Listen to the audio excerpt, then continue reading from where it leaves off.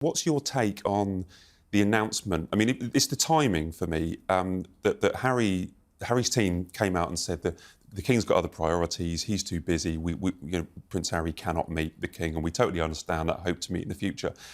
I think it was literally about an hour later was when Buckingham Palace announced that there will be an event on Monday where the King will be... it's already been announced that William will become Commander-in-Chief of the Army Air Corps, but he will be making the handover. Yes, it's the ceremony. It would be the ceremony in front of an Apache, which was Harry's old helicopter in Afghanistan, and it was Harry's old unit.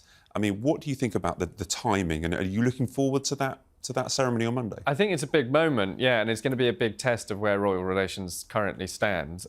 It could potentially be very frustrating for Harry. I think he could come away from that really hurt if there's no mention of his war record.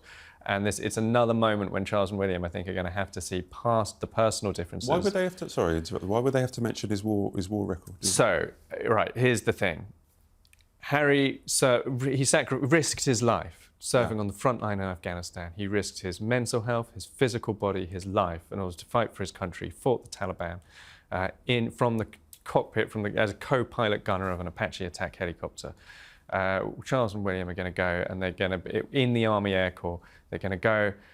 Not only is William going to be made Colonel-in-Chief of Harry's old regiment, but also not only are they going to be posing in front of an Apache, Charles is going to inspect a specific Apache helicopter that was in service in a specific battle in 2007, which was the year that Harry did his first tour of Afghanistan. So he was serving his first tour of Afghanistan even as this helicopter was in service in that country, in that war. So Harry's going to be the elephant in the room unless Charles mentions him. And yes, the personal feelings are incredibly strong, but here is one important thing that I think people need to think about, right? We send British people overseas to fight in wars that they didn't start, over which they have no control. And some of them die, and some of them come back wounded. Many of them read the Sun, right?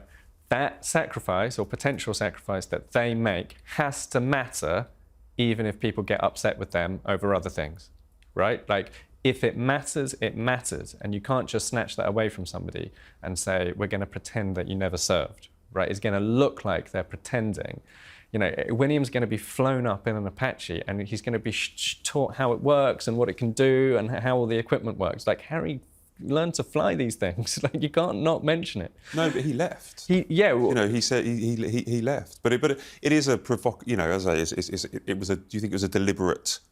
It's a deliberate event. They didn't have to hold the event on Monday. They could have held it months ago. They could have held it 6 months' time. They could have held it in August when Charles made the announcement. Do you think this is PR spin, that they've deliberately done it to antagonise? I think the perception for the public is going to be that it was deliberately timed to antagonise Harry. Even if that's not the case, they should probably have tried to move it. But they can. I mean, you know, let's assume, for argument's sake, that it was all just coincidence. I mean, they can diffuse this whole situation by all Charles has to do. It can be a simple off-the-cuff remark. You know, all he has to do is say, "Oh yes, my son was co-pilot gunner of one of these in Afghanistan. He served his country." Right? That's all he has to do.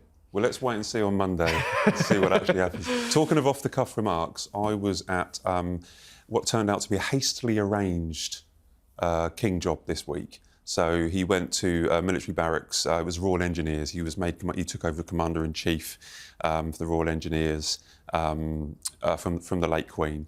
And when he arrived, you know when you do these rota jobs, which me and you have both done many, sometimes the King or the principals will speak quietly because they don't really want to be heard. Other times they will kind of announce what they want to say because they want reporters to capture it. And when the King came in, he apologised to the CEO, the commanding officer, because it was a hastily arranged last-minute engagement. But now he's allowed out of his cage. He wanted to come and see them. The thing that really interested me was that the admission that this was a last-minute engagement.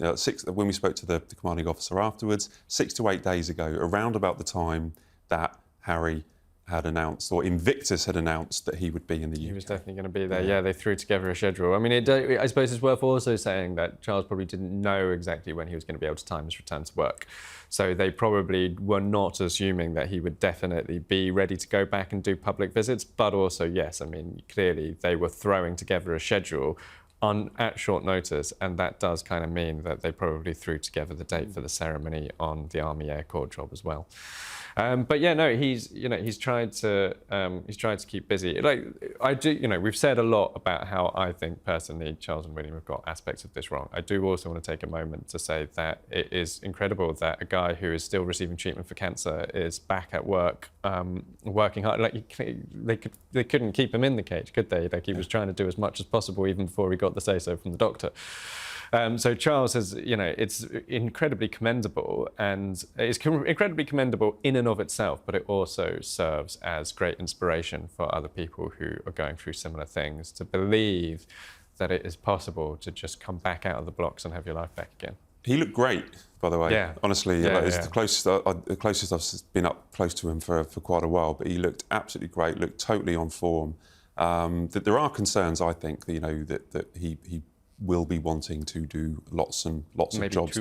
Maybe too much, but he needs to be seen, to be believed. And I think it was important that while Harry was over, that we got to see, royals out doing royal jobs, whereas Harry was here in the UK.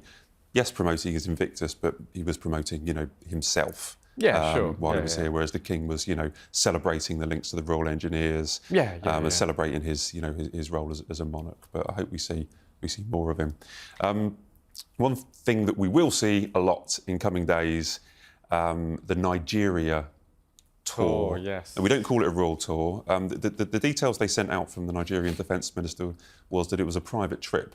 This is not a private trip. It's not a private trip. I mean, it's so funny because even that announcement of itself was made at a press conference with welcome Duke and Duchess of Sussex in the background on a big board. So yeah, it's a little bit all over the place in terms of how they presented it.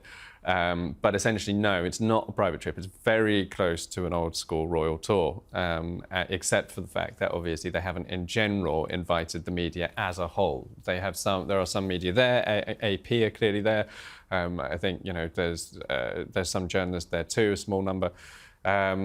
But the stuff they're doing, it's very much like all the stuff that we've travelled around seeing the royal family do. I think they're going to take part possibly in some wheelchair basketball. They're going to watch some training by soldiers who presumably they, at the very least, might be in Nigeria Invictus team if they're not already. So we're going to see a lot of that kind of stuff. They've been to a school already, so it's very much that old school royal playbook.